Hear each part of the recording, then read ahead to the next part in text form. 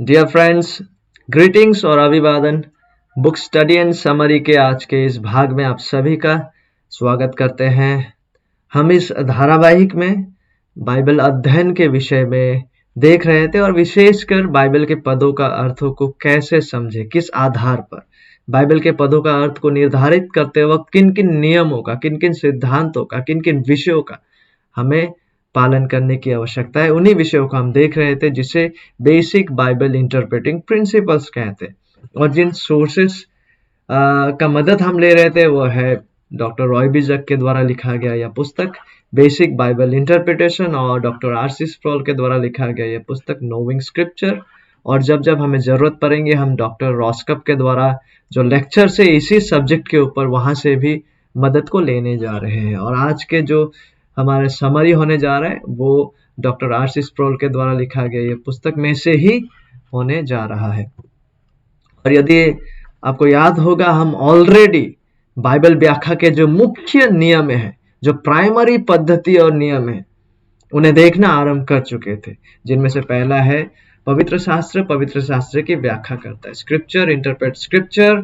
और दूसरा शाब्दिक पद्धति लिटरल सेंस। तीसरा व्याकरणिक ऐतिहासिक पद्धति ग्रामेटिकल हिस्टोरिकल इंटरप्रिटेशन। और चौथा ऐसा विषय जिसे हम डॉक्टर रॉय बिजक की पुस्तक में पाते जिसे वे रेटोरिकल पद्धति कहते हैं। और प्रभु का अगर इच्छा हुआ तो इन सभी विषयों को क्रम अनुसार आप सभी के साथ देखना चाहूंगा। और लास्ट टाइम हम शास्त्र की व्याख्या करते इसी विषय को लेकर और अधिक प्रैक्टिकल विषयों को देख रहे थे। इनमें इसी के अंडर में जिनमें से पहला था interpret the historical narratives by the didactic, यानी कि बाइबल के जो सत्य कहानियों का वर्णन है उसको अधिक से समझने के लिए, उसको व्याख्या करने के लिए हम बाइबल के उन हिस्सों का मदद ले जहाँ पे हम उपदेश को पाते हैं, जहाँ पे हम डाइडेक्टिक पोर्शंस को पाते हैं, जहाँ पे हम व्याख्याओं को पाते, निर्देशों को पाते, आदेशों को पाते। उन पदों का आधार पे हम बाइबल का जो सत्य कहानियों का वर्णन है उसे व्याख्या करें। और शास्त्र की व्याख्या करता है इसके अंदर में। और दूसरा जो प्रैक्टिकल पद्धति है जिसे हम आज देखने जा रहे हैं वो ये है कि interpret the obscure by what is clear. Interpret the obscure by what is clear, यह क्या है? आइए इसे देखना आरंभ करते हैं। इसका मतलब यह है कि स्पष्ट पदों का सहायता से, स्पष्ट पदों का उपयोग करते हुए, देखिए बाइबल में जो स्पष्ट पद है जहां पे किसी सिद्धांत या किसी विषय को स्पष्टता से व्यक्त किया गया है, तो हमें क्या करना है? उन स्पष्ट पदों का सहायता से, उन स्पष्ट पदों का उपयोग करते हुए जो निहितार्थ पद है, यानी जहां पे विषय उतना स्पष्ट नहीं है, ठीक है, उन पदों का व्याख्या करना है। सपोज फॉर एग्जाम्पल बाइबल के ऐसे पद हैं जहां पे कुछ विषय को क्लियर तरीके से बताया गया है, स्पष्ट एक्सप्लिसिटली बताया गया है। और बाइबल के ऐसे पद हैं जहां पे विषय ऑब्सक्योर है। ऑब्सक्योर मतलब वहां पे उन बातों को उतना स्पष्टता से बताया नहीं गया है। तो इस नियम के अनुसार हमें क्या करना है? हमें आधार पर बाइबल के उन पदों को लेना है जहां स्पष्टता से विषयों को बताया गया है। और इसी स्पष्ट बाइबल पदों के आधार पर हमें ऑब्सक्योर पद है, जहां पे अव्यक्त पद है, जहां पे विषयों को स्पष्ट रीति से व्यक्त नहीं किया गया है, उन पदों को व्याख्या करना है। किसके आधार पर? क्लियर, स्पष्ट, एक्सप्लिसिट पदों के आधार पर। जिन बाइबल पदों में विषयों को, सिद्धांतों को स्पष्टता से क्लियरली बताया गया, उन पदों का आधार पर, उन पदों को मद्देनजर रखते हुए हमें ऑब्सक्योर पद है जहां पे उतना स्पष्टता से विषयों को व्यक्त नहीं किया गया, जहां पे विषय अव्यक्त है, उन पदों को समझना है, विपरीत नहीं करना है। ठीक है, हम जहां पे विषय स्पष्ट नहीं है उन पदों का आधार में हमें क्लियर पदों का व्याख्या नहीं करना है, लेकिन क्लियर पदों के आधार पर, जहां विषय स्पष्ट है उन पदों के आधार पर हमें उन पदों को व्याख्या करना है जहां पे हमें लग सकता है कि उस विषय में बात किया गया है, लेकिन जहां पे स्पष्टता से बताया नहीं गया है, उन पदों का व्याख्या करना है, इंटरप्रेट करना है। क्योंकि देखिए पवित्र शास्त्र, संपूर्ण पवित्र शास्त्र बाइबल के जो 66 बुक्स है वो परमेश्वर की प्रेरणा से हमारे पास आए हैं। इसलिए बाइबल में कोई त्रुटियां नहीं है, बाइबल त्रुटिहीन है, बाइबल अचूक है। पवित्र शास्त्र जो है वो अधिकारपूर्ण है। इसलिए हम बाइबल के पदों को उस तरह से व्याख्या नहीं कर सकते हैं जैसे बाइबल के पद अपने ही स्पष्ट पदों के साथ हम कंट्राडिक्ट कर रहे हैं। When an implication is drawn that is contradictory to what is explicitly stated, that implication must be rejected. यानी जब कोई ऐसा निहितार्थ या व्याख्या को निकाला जाता है, जब हम कोई निहितार्थ या व्याख्या को निकालते हैं जो बाइबल में कहा गया स्पष्ट सत्य से विरोध में है या विरोधाभास में है, तो उस निहितार्थ को, जिस व्याख्या को हम ला रहे हैं, उसको खंडन कर दिया जाना चाहिए या उसको अस्वीकार कर दिया जाना चाहिए। देखिए, आइए उदाहरण के द्वारा आज के इस पद्धति और नियम को समझने का प्रयास करते हैं। क्या स्वर्गदूते जो है उनमें पुल्लिंग और स्त्रीलिंग नहीं होते हैं? क्या स्वर्गदूतों में नर नारी नहीं होते हैं? तो कुछ लोग हैं जो मार्कुस 12:25 पद का उपयोग करते हुए कहते हैं कि स्वर्गदूतों में कोई पुल्लिंग और स्त्रीलिंग यानी कि नर नारी नहीं होते, जैसे कि मार्कुस 12:25 पद में लिखा हुआ है, क्योंकि जब वे मरे हुओं में से जी उठेंगे यानी कि सच्चा विश्वासी, तो वे ना विवाह करेंगे और ना विवाह में दिए जाएंगे, परंतु स्वर्ग में दूतों के समान होंगे। स्वर्ग में दूतों के समान होंगे। इस बाइबल पद से ये तो स्पष्ट है कि स्वर्गदूत लोग विवाह नहीं करते, लेकिन क्या यह बाइबल पद इस बात को स्पष्टता से बताते हैं कि स्वर्गदूतों में नर नारी नहीं होते? तो फिर क्या हम भी जो विश्वासी हैं, जो पुनरुत्थित देह को पाने जा रहे हैं एक दिन, क्या हम भी स्वर्ग में जब होंगे तो हम और नर नारी नहीं होंगे? हम में कोई मेल फीमेल नहीं होंगे? देखिए, हो सकता है कि स्वर्गदूत लोग जो है उनमें नर नारी नहीं है, इसलिए वे विवाह नहीं करते, लेकिन बाइबल इस विषय में बात नहीं करता है। बाइबल ऐसा व्याख्या नहीं करते हैं। क्या यह संभव है कि स्वर्गदूत लोग स्वर्ग में विवाह नहीं करते हैं और इसका कारण यह नहीं है कि उनमें नर नारी नहीं होते, वरन इसका कारण कुछ और ही हो सकता है?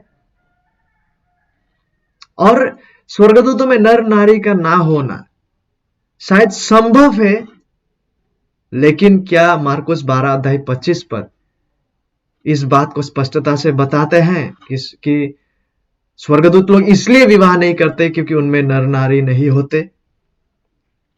वरन बाइबल में कई ऐसे पद हैं जहां पे हम इस सत्य को स्पष्टता से पाते हैं कि जब सारा विश्वासियों को पुनरुत्थित देह दिया जाएंगे, तो तब हमारा देह समेत यानी कि हमारा पुरुषत्व और नारीत्व समेत हमें संपूर्णता में रिडीम किया जाएगा, हमें छुड़ाया जाएगा। हमारा पुरुषत्व और नारीत्व को जो है उसको खारिज नहीं कर दिया जाएगा, उसे मिटा नहीं दिया जाएगा, वरन रिडीम किया जाएगा। और आइए और दूसरा उदाहरण के द्वारा समझते हैं। और इस बार जो है हम कैल्विनिज्म और आर्मेनियनिज्म के जो है, कैल्विनवाद और आर्मनीवाद के जो सदियों से चलते आ रहे जो डिबेट है, उस विषय में चर्चा करते हैं। और इन विषयों को लाने का मुख्य उद्देश्य ये नहीं है कि डिबेट को आगे बढ़ाया जाए, वरन इसलिए ताकि हमारा जो आज का बाइबल व्याख्या का जो पद्धति और नियम है, ताकि उसे और बेहतर तरीके से समझाया जा सके। और आइए देखते हैं वो क्या विषय है। पवित्र आत्मा के शक्ति के बिना मसीह की ओर मुड़ने की पतित मानवता की नैतिक क्षमता का प्रश्न। बाइबल इसके बारे में स्पष्ट रूप से क्या कहता है कि क्या एक पतित मनुष्य बगैर पवित्र आत्मा के कार्य के, बगैर पवित्र आत्मा के शक्ति के, खुद के उनके पतित स्थिति में जो सामर्थ्य है उसके आधार पर क्या वो प्रभु यीशु मसीह के पास आकर विश्वास कर सकते हैं? इसके बारे में बाइबल स्पष्टता से क्या कहता है। कुछ लोग ऐसे हैं जो कहेंगे कि पतित मनुष्य में वो नेचुरल एबिलिटी है, नेचुरल क्षमता है कि वो खुद से अपने सामर्थ्य के आधार पर यीशु मसीह के पास आकर विश्वास कर सकते हैं उद्धार के लिए, और ये एबिलिटी जो है उनमें उनमें नेचुरली होते हैं, पतित मनुष्य में नेचुरली होते हैं, और अतः वो अपने नेचुरल एबिलिटी के क्षमता के आधार पर मसीह के पास आकर विश्वास कर सकते हैं। और इस विषय का पुष्टि करने के लिए कई ऐसे बाइबल पदों का उपयोग किया जाता है, जिनमें से सबसे अधिक उपयोग किया जाने वाले बाइबल पदों में से एक यह है, यूहन्ना 3 अध्याय 15-16 पद, जहां पे लिखा हुआ है, ताकि जो कोई उस पर विश्वास करे वो अनंत जीवन पाए, क्योंकि परमेश्वर ने जगत से ऐसा प्रेम रखा है कि उसने अपना इकलौता पुत्र दे दिया, ताकि जो कोई उस पर विश्वास करे वो नष्ट ना हो परंतु अनंत जीवन पाए। क्या यहाँ पे जो कोई शब्द का उपयोग किया गया है, क्या ये जो कोई सभी मनुष्यों में उनके पतित स्थिति में जो नेचुरल एबिलिटी है यीशु मसीह के पास आकर विश्वास करने का, क्या उस विषय में ये जो कोई शब्द व्याख्या कर रहे हैं यहाँ पे? देखिए, ऐसा प्रतीत हो सकता है कि हमें ऐसा लग सकता है, हमारा ऐसा सोच विचार उत्पन्न हो सकते हैं कि ऐसा प्रतीत हमें हो सकता है कि वाकई में जॉन 3:15-16 जो है, ये पद हमें यह बता रहे हैं कि सभी पतित मनुष्यों के पास एक नेचुरल एबिलिटी है, जो कोई के पास, कि वो खुद से ही यीशु के पास आकर उद्धार के लिए अपने अंदर विश्वास को उत्पन्न कर सकते हैं, खुद के क्षमता से, खुद के जो नेचुरल एबिलिटी है उसके आधार पर। ऐसा हमें लग सकता है, ऐसा हमारा सोच उत्पन्न हो सकते हैं, ऐसा हमें प्रतीत हो सकता है। लेकिन इससे पहले कि हम इस निष्कर्ष को ठहराए, इससे पहले कि हम इस व्याख्या को करें, यदि हमारा ऐसा व्याख्या, यदि हमारा ऐसा जो सोच और विचार है, बाइबल के अन्य पदे जहां पे क्लियरली मानव क्षमता के बारे में बताया गया है, अगर उन पदों के साथ विरोधाभास में आ रहे हैं, संघर्ष में आ रहे हैं, उन पदों के साथ विरोध में अगर हमारा ये व्याख्या बना है, तो हमारा ये व्याख्या और इस प्रकार का जो इम्प्लीकेशंस जो हम में है उसे अस्वीकार किया जाना चाहिए, यदि इस प्रकार का सोच और व्याख्या जो है बाइबल के स्पष्ट शिक्षण से कॉन्ट्राडिक्शन में बने हैं। देखिए, ये पदे जो है जॉन 3:15 और 16, यहां पे जो स्पष्टता से बताया गया है वो यह है कि जो कोई जो विश्वास करता है यीशु मसीह पर, तो क्या होता है, इस विषय को यहाँ पे, इस सत्य को यहाँ पे क्लियरली बताया गया स्पष्टता से, कि जो कोई जो विश्वास करता है वो अनंत जीवन पाता है और जो विश्वास नहीं करता है वो नष्ट होता है। लेकिन ये पदे हमें यह नहीं बताते कि जो कोई जो अपने बलबूते पे, जो कोई जो अपने नेचुरल एबिलिटी से विश्वास करते हैं वो अनंत जीवन पाए। नहीं, यहाँ पे विश्वास किया जाना और विश्वास किए जाने का परिणाम के बारे में बताया गया, लेकिन विश्वास किस क्षमता के आधार पर हम कर रहे हैं, ये विश्वास कहां से उत्पन्न हो रहा है, ये विश्वास क्या हम अपने काबिलियत के आधार पर कर रहे हैं, इस बारे में यहां स्पष्टता से बताया नहीं गया है। और बजाय इसके बाइबल क्लियरली मानव जो पतित मनुष्य का जो एबिलिटी है उद्धार के लिए यीशु मसीह के पास आने को, उसके बारे में क्या बताता है। प्रभु यीशु मसीह इसके बारे में क्या बताते हैं कि क्या मनुष्यों में नेचुरल एबिलिटी है कि खुद से यीशु मसीह के पास आकर विश्वास कर सके। इस विषय में बाइबल, इस विषय में यीशु मसीह क्लियरली क्या बताता है, आइए यीशु मसीह से सुनते हैं। यूहन्ना 6 अध्याय 43 और 44 पद, और ये जो है यूहन्ना 3 में है, जॉन 6:43 एंड 44। यीशु मसीह कहता है, यीशु ने उनको उत्तर दिया, आपस में मत कुरकुराओ, कोई मेरे पास नहीं आ सकता, कोई मेरे पास नहीं आ सकता, कोई, नन, उनके पास नहीं आ सकता, यानी कि उद्धार के संबंध में इन बातों को कहा गया है, यीशु मसीह को विश्वास करने के संबंध में इन बातों को कहा गया है। कोई मेरे पास नहीं आ सकता, यीशु मसीह क्लियरली इन बातों को कह रहा है। जब तक पिता, यहाँ पे मनुष्य का सच्चा स्थिति के बारे में यीशु मसीह वर्णन कर रहा है, पतित मनुष्य का स्थिति के बारे में, जब तक पिता जब तक ना पिता जिसने मुझे भेजा है उसे खींच ना ले। तो जब कोई व्यक्ति प्रभु के पास आ पा रहे हैं और सच्चा विश्वास कर पा रहे हैं, वो इसीलिए क्योंकि परमेश्वर उस व्यक्ति को परसुएट कर रहा है। परमेश्वर उस व्यक्ति के जीवन में, परमेश्वर पवित्र आत्मा परमेश्वर के सामर्थ्य से उस व्यक्ति का जीवन में ऐसा परिवर्तन, ऐसा नया जन्म का कार्य को कर रहा है, जिसके फल स्वरूप, जिसके परिणाम स्वरूप, उस परसुएशन के कार्य के फल स्वरूप वो व्यक्ति जो है, उस नया जन्म के कार्य के फल स्वरूप, उस परमेश्वर के कार्य के परिणाम स्वरूप वो व्यक्ति जो है यीशु मसीह के पास आ सकते हैं, लेकिन पवित्र आत्मा के कार्य के फल स्वरूप। यूहन्ना 3 अध्याय में ही 19-20 पद में हम देख पाते यीशु मसीह कहते हैं, और दंड की आज्ञा का कारण यह है कि ज्योति जगत में आई है और मनुष्य ने अंधकार को ज्योति से अधिक प्रिय जाना, क्योंकि उनके काम बुरे थे। क्योंकि जो कोई बुराई करता है वो ज्योति से बैर रखता है और ज्योति के निकट नहीं आता। He will not because he cannot, ऐसा ना हो कि उसके कामों पर दोष लगाया जाए। देखिए, दो ऐसे पद है जस्ट उदाहरण के लिए जो एक्सप्लिसिटली, क्लियरली हमें नेचुरल, पतित मनुष्यों के जो नेचुरल एबिलिटी है उसके बारे में यहाँ पे बात किया जा रहा है कि वो खुद के बुनियाद पर, अपने नेचुरल एबिलिटी के बुनियाद पर प्रभु यीशु मसीह के पास उद्धार के लिए नहीं आ सकता। हालांकि जॉन 3:16 से ऐसा लग सकता है, लेकिन जॉन 3:16 क्लियरली पतित मनुष्यों के जो नेचुरल एबिलिटी है उसके बारे में नहीं बताते। जॉन 3:16 क्लियरली यही बताते हैं कि जो विश्वास करते हैं उसका परिणाम क्या है, जो विश्वास नहीं करेंगे उसका साथ क्या होगा। लेकिन जॉन 3:16 ये नहीं बताते हैं कि जो कोई जो विश्वास करते हैं वो अपने बलबूते पे, अपने नेचुरल एबिलिटी के आधार पर आके विश्वास कर पा रहे, नहीं।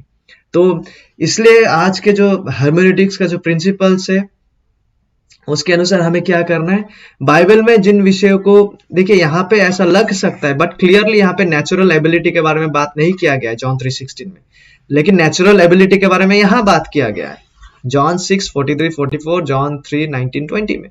तो हमें क्या करना है, इन पदों के आधार पर हमें यहाँ पे जो प्रतीत हो रहा हो सकता है, लेकिन इससे पहले कि हम वो निष्कर्ष को निकाले कि जो कोई से हम ये सोचने लगे कि इंसान जो है फॉलन व्यक्ति खुद से ही आ सकते हैं, इससे पहले कि हम ऐसा निष्कर्ष को सामने लाए, ऐसा प्रतीत होता हुआ सोच विचारधाराओं को हमें अस्वीकार कर दिया जाना चाहिए, अस्वीकार करना चाहिए जब यह बाइबल के जो स्पष्ट पद हैं इसके विरोध में हमारा व्याख्या अगर खड़ा होता है। क्योंकि देखिए, यदि हम यहाँ से जो कोई से हम ये ऐसा कहने लगे कि इंसानों के पास, पतित मनुष्य के पास नेचुरल एबिलिटी है, तो हम क्या कर रहे होंगे, जब हम ऐसा व्याख्या को करेंगे तो हम यीशु मसीह को ही विरोधाभास में ला रहे होंगे हमारे व्याख्याओं के आधार पर, क्योंकि यीशु मसीह क्लियरली कह रहे कि कोई मेरे पास नहीं आ सकता। और यदि हम कहें जॉन 3:16 के आधार पर कि जो कोई आ सकते हैं, नेचुरल एबिलिटी उनके पास है, तो फिर हम बाइबल का लेखक और प्रभु यीशु मसीह की बातों को अपने व्याख्या के आधार पर विरोधाभास करवा रहे हैं। तो इसलिए हमें क्या करना है, जिन बाइबल पदों में क्लियरली, एक्सप्लिसिटली बताया गया है, उन बाइबल पदों के आधार पर हमें उन बाइबल पद जहां पे वो बातें क्लियरली नहीं बताया गया है उनका व्याख्या करना है। तो इसलिए इससे पहले कि हम ऐसा निष्कर्ष को ठहराएं जिसमें हम ये कहने लगे कि मनुष्य में नेचुरल एबिलिटी है कि खुद से उद्धार के लिए आ सके, हमें उन पदों का सहायता लेना है जहां पे मनुष्य का जो पतित स्थिति है उसके बारे में बाइबल क्या बताते हैं, और उन पदों का सहायता से हमें इस पद का जो है व्याख्या करना है और इस विषय को समझना है स्पष्टता से कि क्या पतित मनुष्यों में अपने में ही वो सामर्थ्य है कि वो उद्धार के लिए यीशु मसीह के पास आ सके। अन्यथा हम क्या कर रहे होंगे, हम बाइबल को ही आपस में विरोधाभास में ला रहे होंगे अपने व्याख्या के द्वारा। और यदि मेरा व्याख्या बाइबल के स्पष्ट शिक्षा के विरोध में बना हुआ है तो मेरा वो व्याख्या, मेरा वो सोच, मेरा वो विचारधारा को मुझे बदलना चाहिए, मुझे वैसा व्याख्या को अस्वीकार करना चाहिए और बाइबल का जो स्पष्ट शिक्षण है उसमें बने रहना चाहिए। तो इसीलिए आज का हमारा जो हर्मेनेटिकल प्रिंसिपल है वो यही है कि बाइबल का जो स्पष्ट पद है, बाइबल में जहां पे एक्सप्लिसिटली सत्य को व्यक्त किया गया है, उन पदों के आधार पर उन पदों का व्याख्या करना है जहां उस विषय को उतना स्पष्टता से नहीं बताया गया, जहां पे उन विषयों को अव्यक्त किया गया है। तो आई होप कि जब जब हम बाइबल स्टडी करेंगे इस विषय का हम जरूर ध्यान में रखेंगे जब हम क्रॉस रेफरेंस को कर रहे हैं। और ये बहुत ही बुनियादी है, बहुत ही महत्वपूर्ण है कि हम शास्त्र को शास्त्र के आधार पर इस रीति से व्याख्या करें और शास्त्र को अधिक स्पष्टता से समझने में आगे बढ़े। So may God bless our time of Bible study. Thank you. कृपया बने रहिए।